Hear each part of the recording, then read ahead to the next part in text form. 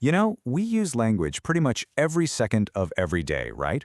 But have you ever really stopped to think about the invisible architecture that's holding it all together? Well, today we're going to pull back the curtain on the hidden rules that actually let us create meaning. Seriously, just think about it for a sec. Why does that specific sound, dog, pop a picture of a furry, four-legged friend into your head? Why not a car or, I don't know, a cloud? So the obvious answer seems to be, well, the word just is the thing it describes. Simple. But what if I told you that's completely wrong? Yeah. About a century ago, a Swiss scholar named Ferdinand de Saussure just blew that whole idea out of the water. And here's the kicker, the part that's kind of mind-bending. There is absolutely no natural, logical reason why the sound dog has anything to do with the idea of a dog. The connection is totally arbitrary. It's basically just a habit that we've all agreed on without even realizing it. And that one little idea? It changes everything about how we understand language. So yeah, that brings us to the man himself, Ferdinand de Saussure. He's often called the father of modern linguistics for a reason. He didn't just look at words one by one. No, he built a whole blueprint for understanding the entire structure of language. And he did it by breaking things down into these really powerful pairs, or dichotomies as he called them. And this idea of two sides is totally central to how he thought about things. Just think about a coin. You can't have a head side without a tail side, right? They're different for sure, but they're totally inseparable. You can't have one without the other. Saussure saw language as being made up of a bunch of these two-sided wholes. All right, so let's dive into his first big distinction. Saussure realized we have to separate the abstract underlying system of rules from, the messy, real-world stuff we say every day. He gave them names. The system is Ling, and the individual act of speaking is parole. The game of chess is actually a perfect way to understand this. Ling is like the rulebook for chess. It tells you how every piece can move, what the goal of the game is. It's the system that every single player shares. And parole? That's any single game of chess being played. It's an individual, unique moment where you're actually using the rules of the system. And we can break this down even more. So Ling is social. It belongs to the whole community. It's something we just kind of absorb as we grow up, right? Passively. Parole, on the other hand, is totally individual. It's a deliberate choice every time we open our mouths to speak, and it's filled with all the little quirks and mistakes and variations of real-world talking. So because of this big difference, Saussure made a really bold claim.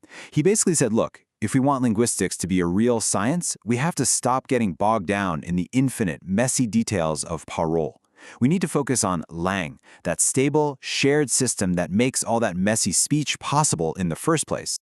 Okay, so if Ling is the system, what are the basic building blocks? What's it made of? Well, Saussure said the fundamental unit, the atom of language, if you will, is something he called the linguistic sign. Now that phrase on the screen, psychological entity, is super important. You got to pay attention to that. Because for Saussure, this whole thing isn't about linking a word to a real physical object out there in the world. Nope. It's all about a connection, a link that happens completely inside our heads. And here we see those two sides of the coin again. The signifier is the sound pattern, and that's not the actual sound waves hitting your eardrum, but your mental idea of that sound. And the signified, that's the concept, the mental picture that the sound brings to mind. Put them together, and bam, you've got a linguistic sign. All right, so this is where a lot of people get tripped up. It just feels so natural to think that a word is just a label we stick on a thing out in the real world. But is that really what Saussure was getting at? Nope, absolutely not. And this is probably one of the most important things to get right. The whole connection is mental. It's all in your head. The sign for dog doesn't connect the sound to some actual physical dog sniffing around your feet. It connects the sound pattern in your brain to the concept of a dog that's also in your brain. Okay, but that just brings up another question, doesn't it? If the link is totally random, then how on earth does a word get its specific, precise meaning? And that brings us to maybe Saussure's most brilliant idea, the difference between what he called signification and value. So signification is pretty simple. The sound pattern dog points to the concept of a dog. Got it? But its linguistic value is something totally different. The value of the word dog actually comes from the fact that it isn't cat, it isn't rabbit, and it isn't turtle. Its meaning is basically carved out by what it's not. This quote from Saussure just nails it. He's saying meaning isn't something positive that a word has inside of it. Instead, it's a negative thing. It's to find out its relationship to everything else around it in the language system. Okay, these examples are going to make this whole idea just click for you. So in English, we have one word, fish. Simple enough. But in Spanish, they slice up that same idea into two words, pez for a fish that's alive and swimming, and pescado for a fish that's on your dinner plate. So the value of the English word fish is different because it covers more ground. And look at it the other way. Spanish has reloj for both a clock on the wall and a watch on your wrist. But in English, the value of clock is way more specific precisely because we also have the word watch sitting right next to it. So what does this all mean? It means language isn't just a big dictionary, a list of words and their definitions. No, it's a huge, tangled, interconnected network. And Saussure gave us two ways to think about how this network is structured. Let's just take a super simple sentence to see how these two kinds of relationships work in practice. Okay, first up we have what's called a syntagmatic relationship. Think of this as the horizontal line, the chain of words one after another in a sentence. The, then, smart, then, students.